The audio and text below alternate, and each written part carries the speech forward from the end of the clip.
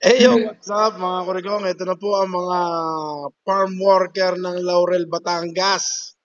Kailan kayo dumating dito sa South Korea? 22 po. March 22 na po 22. ng umaga. Ng March. March Apo. 22. Tawag dito. Ilan kayo lahat na taga Laurel, Batangas na dumating din eh? 62 po. Pero po ang 10 po ay sa Hampiong. Ang iba po i-rehire na. Balik na po. Pangalawang balik na yung iba. Opo, sa Hampiong po. Sa Kimchi Factory. Ayos. Ang gandang balita to para sa mga taga Laurel, Batangas. Saan kayo nag-apply sa Laurel, Batangas? Sa Department of Agriculture o PESO Office?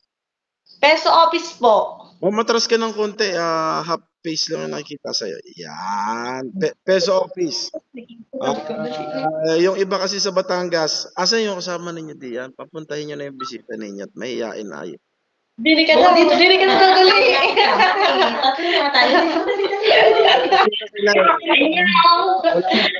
Kaya, Tawag dito.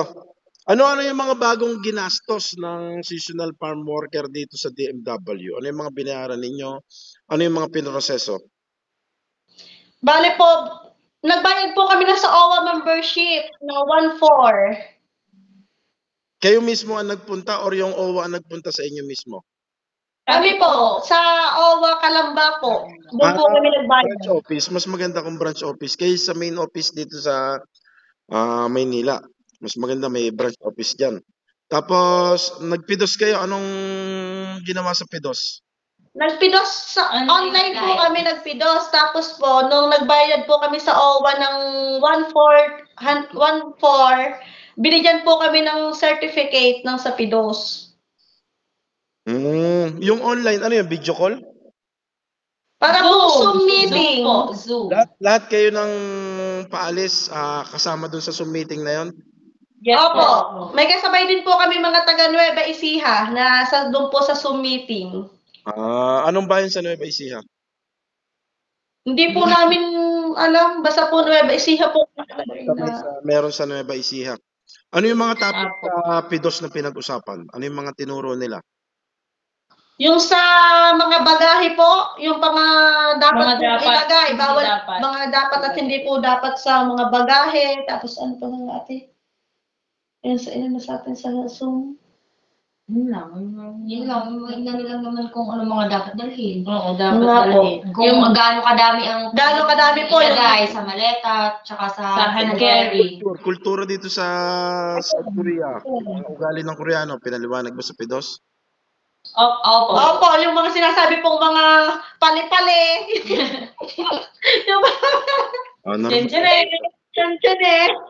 Normal yan dito. Nag-aral ba kayo ng Korean language dyan sa Laurel? Hindi po. Hindi na po kami. Basta po marunong magmustra. Basta. Yes po. Tapos nagiging din eh. Sign language na lang. Ayos sa bayan ninyo. Di ba? Pwede pa lang walang Korean language na pumunta dito. Hindi. Yung iba kasi may bayad na 24,000, dagdag bayad yan, dagdag gasto sa farmer yan. Sa mga aplikante, sa Laurel, pwede pala kahit hindi ka mag-aral ng ano. Pero, araw-araw, payo ko sa inyo, self-study, maraming mga YouTube video dyan, Facebook tutorial ng mga Korean language na magagamit nyo araw-araw sa farm, sa trabaho. Hindi ako nagmagawa kasi hindi ako magaling mag-Korean language.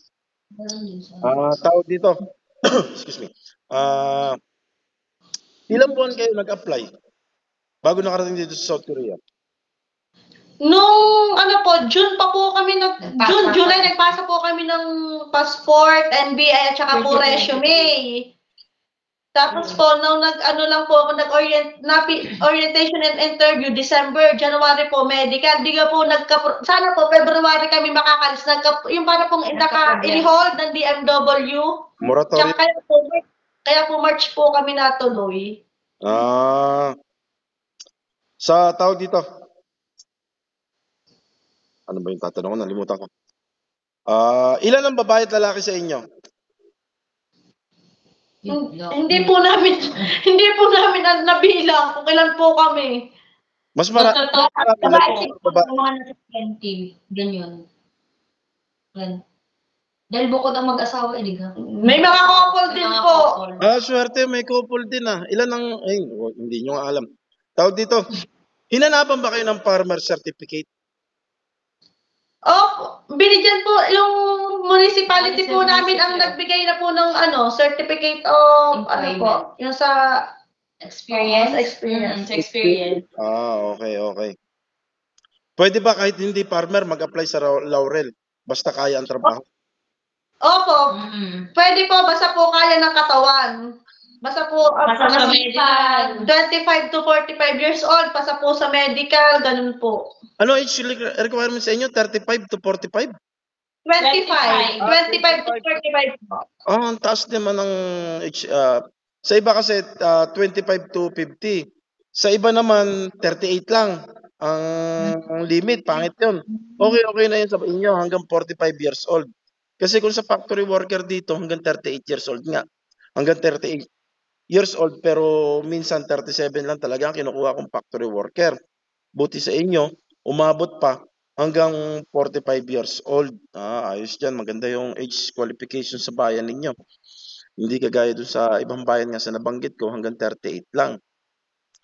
Tawag dito, kamusta ang trabaho sa unang araw nyo dito sa South Korea? Ang unang araw po namin, di 22 po, sinundo niya po kami sa munisipyo po ng Sonju. Nandun po lahat ng employer nung kami dumating. Tapos po, nung inihatid niya po, nandito po kami sa Pinakondo, dito sa bayan ng Sonju. Dito kami pong dalawa. Dito po kami nakatira. Tapos po ay inilibot niya. Noong una po, dinala niya muna kami sa mga grocery store. Halos po lahat yata ng paninda sa grocery store ay binili at dinala po dito sa aming tirahan. Wow. Tapos po, pagdating po namin, meron na po mga bigas, 2 tray na itlog, lahat po ng gamit sa bahay, mga rice cooker, kawali, ganun pa. Tapos shampoo, conditioner, toothpaste, sabon, kompleto po. Tapos po ay, libre lahat. Tapos po ay, dinala po kami sa farm. Pinakita po sa amin yung pag-spray po ng bulaklak ng sa Korean melon. Halos po isang oras lang po kami nag-work, pero ang nilagay niya sa daily time record namin 4 hours. Mabait. Wow. Mabait ka namin. Tapos po, sabi po namin, hindi po muna kami papasok at wala pa po kami tulog. Galing po kami sa flight, sa biyahe. Tapos po kinabukasan, kahapon 23, di pumasok po kami ng 8. Sabi niya, 4 hours sa umaga, 4 hours sa hapon. Di 8 po niya po kami sinundo dito sa bahay. Natapos po kami 11, di bali 3 hours lang po. Pero ang sunulat po niya sa daily time record, 4 hours. Tapos po, kada 30 minutes sa trabaho namin, lagi sabi niya, take a break. It's so hot. Tapos sabi po, tumawag muna daw po kami sa pamilya namin sa Pilipinas at itanong po namin kung sila nasa ayos na kalagayan. Baligtad. Kayo ang pinatawag. Opo, kasi po hindi kami nagdala ng cellphone. Hindi po kami nagdadala ng cellphone sa farm dahil syempre po, focus po kami sa work. Siya na po ang nagsasabi. May wifi sa farm nyo? Wala po. Kaya po hindi na rin kami nagdadala para po focus. Naman ang amo ninyo. Pag kuha kayo ng number para makakuha kayo ng data dito, 10,001 lang per month.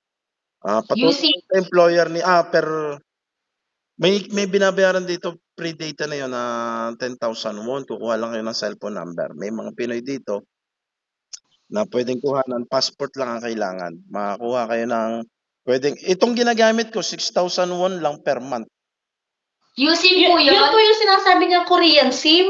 USIM yata. Pwede lang siyang pang-video call. Okay na, 6,000 per month. Pero yung pag magla-live ka sa Facebook, napakalabo. Pwede lang siyang pang-video call. Gaya nitong ginagawa natin, nagbi-video call ako. Ganun lang. Pero yung magla-live ka sa Facebook, malabo yung video. Free wifi po kami dito sa bahay. Hindi rin man po kami nagdadala ng cellphone sa farm. Huwag na kayong kumuha nun. Opo. Si ma'am naman, kamusta? Yung kaibigan niyong bisita. Kamusta ang employer mo? Ikaw naman. Okay naman po. Mabait din. Parehas din ang bait or iba? Mabait din. Basta mabait po. Correct. Malayo yung bahay niyo sa farm, hindi kayo mismo sa farm nakatira. Hindi po. Kami po ay parang sa bayan po ng Sonju, tapos ihatid sundo niya po kami papunta sa farm. Mga ilang minuto ang layo sa farm. Siguro po mga 5 minutes. Malapit-lapit lang. Pwedeng Mga 5 to 10 minutes. Ganun ba? 5 to 10 minutes. Ayos yun napuntahan niyo. Mabait. Wala naman dyan na pahamak na Pinoy na nabalitaan ako noong nakaraang taon. Marami lang nagtiinti na taga-ibang bayan. Wag niyong gagayahin para dire-diretso ang Laurel, Batangas. Mahirap masira ang programa sa mga ganyang klaseng pansariling mithiin laang. Napakaganda ng programa, pwede kayo magpabalik-balik diyan. Pag okay na ang lahat, dire-diretso na yung kontrata ninyo dyan. Pahinga lang kayo ng ilang buwan, babalik na naman, talo niyo pa kami. Kami nga mga factory worker minsan, 1 year, 2 years bago makauwi. Kayo, every 5 months to 6 months. Swerte nyo, yung dating nyo dito, maaga-aga pa, March pa. Baka mangyari niya sa kontrata nyo. Ilang buwan ba kontrata ninyo?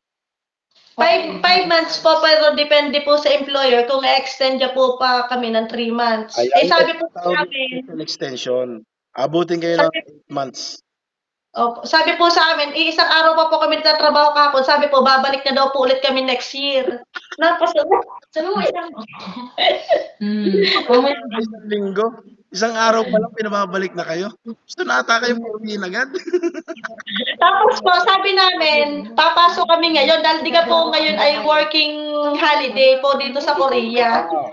Sabi po namin, kami po ipapasok ngayon. Ay sabi po, ay kami po magpahinga daw po kami. Wala pa kayong overtime bago pa nga lang kadarating pa lang. Malalaman niyo yan sa mga susunod. Minsan may gabing pinapatrabaho dito. Lalo na pagdating ng August, June, July, August, September, yan yung pinakamainit. Pero ang pinakamainit talaga sa panahon ng summer dito is August. Diyan kayo, talagang titirik sa, talagang hindi, masasabing napakahirap ang klima na yan. Yung part ng August, pinakamainit, pinaka-impyerno yan. Lalo na, greenhouse kayo nagtatrabaho, ano? Sa loob kayo ng greenhouse nagtatrabaho. Yes Opo. Yan ang isa sa pinakamahirap na trabaho dito. Tuwing sa dahil kulob, minsan yung greenhouse, walang ventilation, diyan kayo magbaon lagi ng tubig. Kayo lagi magbabaon kahit 1 litro ng tubig. Kung mo ninyo, may baon kayo lagi. Ay sila po ang may dala lagi pong isang sila po lagi nagsasabi sa amin ng mall. Ano experience niyo sa pagkain dito? Masarap. Lalo na po ang beef broccoli. Lagi po magbigay sa amin beef broccoli, kimbap. Masarap naman. Ayos ba? Ayos. Mabait ang employer ninyo. Opo, mabait. Pinuno na po kami dito ng mga seaweed, ng kimchi. Sa ibang employer, yung mga puro gulay lang ang kinakain. Sa inyo, may baka-baka pa kayo. Swerte nyo. Opo, pinamili po kami ng mga hotdog, longganisa, tsaka po mga baboy. Ulitin ko, pwede bang dalaga binata mag-apply sa Laurel, Batangas?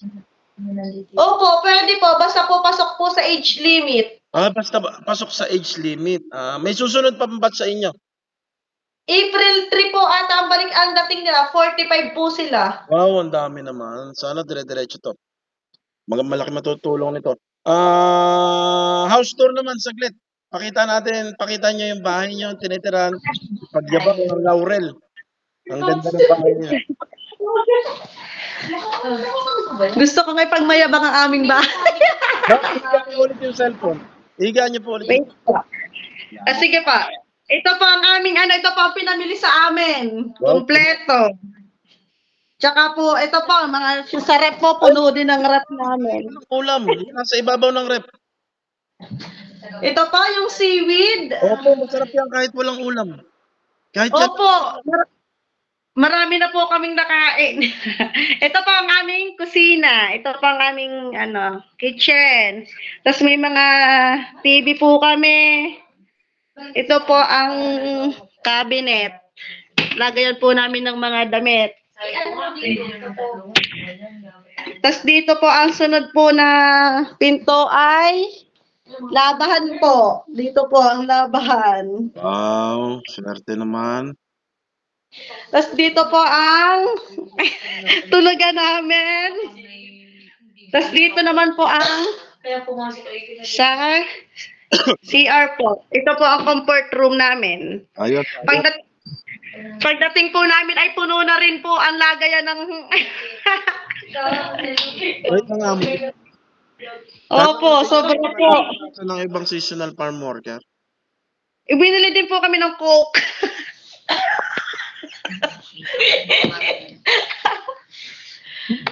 Okay ma'am, bago natin tapusin, pasalamat kayo sa mayor ninyo. Sa mga tumulong sa inyo makaalis dito sa South Korea. At shout out sa pamilya. Thank you so much, guys. Mayor Lindon, sa napakabait at napaka-responsabling mayor namin. Proud to be Laurel Leñon. Sobrang bait. Sobra. Thank you din po kay Sa Ma'am lahat, Hannah kay Ma'am din. Lorna, kay Ma'am Nancy. Kay Ma'am Nancy. Opo. Kay Yung Mimi. sa lahat, kay Mimi. Sa lahat po na bumubuo ng... Basta lahat po rin nasa munisipyo na dahilan kung bakit po kami napapunta dito. maraming salamat po. Yun. Shout out sa pamilya. Po? Sa pamilya, shout out. Shout Shoutout po sa kanila namin dyan. Anyo ka sa'yo. Wag po sila mag-aalala at kami po yung Disney princess dito. Hayahayang buhay. Sana lahat nararanasan ninyo yung sarap ng buhay dito sa South Korea. Sana tuloy-tuloy lang yung pagiging mabait ng amo ninyo. Ipakita nyo kung paano tayo magtrabaho dito sa South Korea. Ingat, God bless, good luck sa mga susunod na araw, buwan at linggo. Araw, linggo, buwan, ipon. Sa susunod na pagbabalik nyo ulit, usap ulit tayo. Ingat, God bless. Bye-bye. Thank you. Thank you.